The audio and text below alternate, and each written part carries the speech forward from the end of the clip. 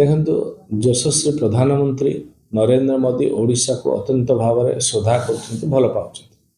ये समस्त प्राय मैक्सिमम नुआ विधायक नुआ मंत्री तेणु मोदी जी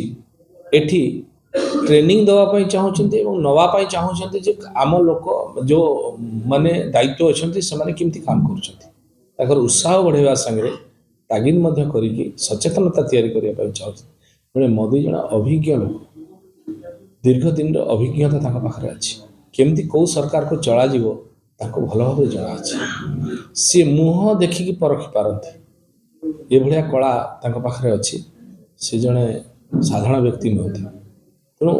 ओडिशा केमती आगामी दिन में लोकाभिमुखी हम लोकों पाखे पहुँचे सरकार केमती लोकंर काम कर मोदी जी सदा सर्वदा ओडिशा प्रति ध्यान देउछन्ति। आज आप जानी सब अधिक समय 3 दिन सी ओडिशा रे बितेबे एवं डीजी कॉन्फ्रेंस भारत वर्ष में ओडिशा को चुनिक भुवनेश्वर कर तेणु ये भल पाइबा और श्रद्धा तेणु मोदी जी चाहते जो मैंने भी सरकार में रोचे से भल काम करूँ लोकों पाखे पहुँचते लोकों सरकार जमी कथा अच्छी से लोकों काम करूँ ये डबल इंजिन सरकार ये मोदी जी सरकार जहाँ रिपोर्ट कार्ड खराब थो बहिष्कार करा मंत्रिमंडल बाहर कर नूतन मंत्रिमंडल दिज्व नहीं आम सरकार सेमती नहीं आम सरकार विचार को नब सुजोग दौर समस्त शिखा सुजोग देती कम करने समय दूसरे कम करूँ लोकों पाखे जातु ये कथा मोदी जी चाहते खूब शीघ्र नूतन वर्ष नूतन मंत्रिमंडल देखा सीटा शीर्ष नेतृत्व निष्पत्ति नेबे से आमर कौन ये ना जेहेतु आम नेतृत्व बहुत अच्छा राज्यर नेतृत्व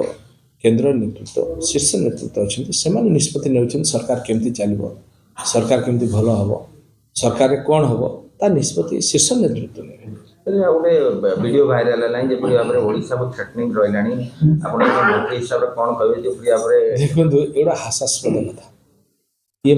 हूँ मोदी सरकार मोदी सारा विश्वर नेता बर्तमान ये मोदी जी को सरकार रे ये निज को हाइलाइट करने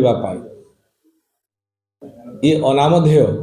जार किसी ना से चाहूँ एमती गोटे मु मेसेज देगी निज को हीरो देखे मीडिया रे हाइलाइट है ये सुधा भाण फॉल्स ये निजर चर्चा करने निज को हाइलाइट करने ये गोटे सहज उपाय आप देखते विभिन्न समय एमती सब करती मीडिया